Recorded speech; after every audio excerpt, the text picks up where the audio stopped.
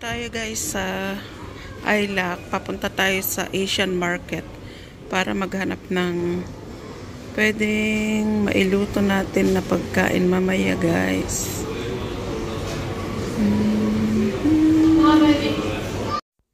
Nandito na tayo sa Henry Street ng Dublin guys, kung saan yung isang iskinita dito papasukin natin patungo sa Asian Market, kung saan doon tayo makakabili ng mga Pinoy foods. Pero bago natin marating guys, nakikita nyo maraming mga stall dito na maliliit. May mga fruit stands na kung saan mabibili mo lang sila sa murang halaga at mga iba't ibang klase ng ricado, spring onions, salad tomatoes, at mga prutas gaya ng saging, orange, lemon. At ito guys, yung mga malalambot na mga oranges, tinatapon na lang nila oh. Sayang guys. Pwede pang gawing juice. At dito sa may gilid niya guys, maraming mga bling-bling din sa paninda at mga cellphones, mga shoes, at iba pa guys. Maraming mga paninda din dito sa gitna ng kalye na dinidisplay nila guys, na parang sa Divisoria lang din. Sari-sari ang tinda. At mag-e-enjoy ka talaga guys sa pagbili dahil napakamura ng mga prutas nila. Yung saging, 6 na piraso, €1. Yan, ito na tayo guys. Pasok na tayo sa Asian shop. Nandito na yung mga kamote, nyog, sayote, kalabasa.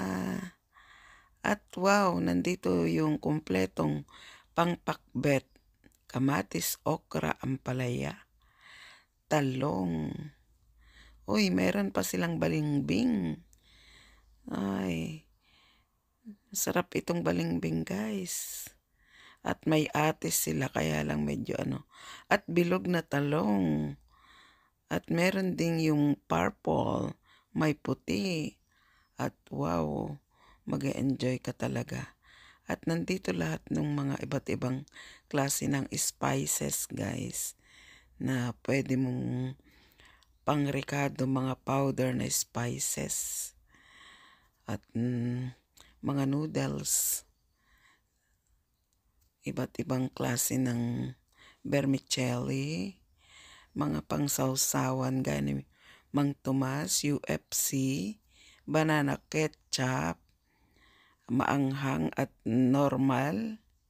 At syempre may toyo mansi na masarap na sausawan. May Maggi. Ayan. Maluwang ito guys. May mga canned goods din sila na mga bamboo shoots, mga banana blossoms, pero lahat yan guys nakalata na siya. Kasi wala namang press na nakakarating dito guys. Kaya sa lata mo na lang makikita kung gusto mong mag-ulam. At meron din dito mga iba't ibang klase ng mga poultry at mga baka, karning baka, lamb, goat. Nandito lahat guys. At syempre guys, sabi ko nga, mga iba't ibang ricado, lahat nandito. At meron din silang mga naka-freezer na mga chicken. Yung natural na chicken or native, may mga isda rin sila guys. Mga bangus, galunggong at iba pa. Ito meron din silang gabi, lasuna, luya, at sibuyas, syempre. At andyan yung mga higanting giant na watermelon at sangkatutak na kalabasa. Ayan, at meron din silang kamoting kahoy guys. Ayan. At marami pang iba. Nandito lahat guys, yung mga Pinoy foods na gusto mo. Ayan. Hope na nag-enjoy kayo guys. Nakasama ko, nakauwi na ako dito sa bahay. At magluluto na tayo guys ng ating ulam. Ito. Magluluto ako pala ng pang merienda guys. Gagawa ako ng biko. Nandito na yung tinggata. Gusto kong gawin munang latik. At sinalang ko na din guys yung ating malagkit.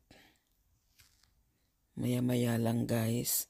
Pagka naging latik na yung ating gata, yung mantik, magiging langis niya guys. Doon ko ilalagay ang masarap na palm sugar. Ayan, malapit na siya guys. Oh. Nagbubuo-buo na yung magiging latik.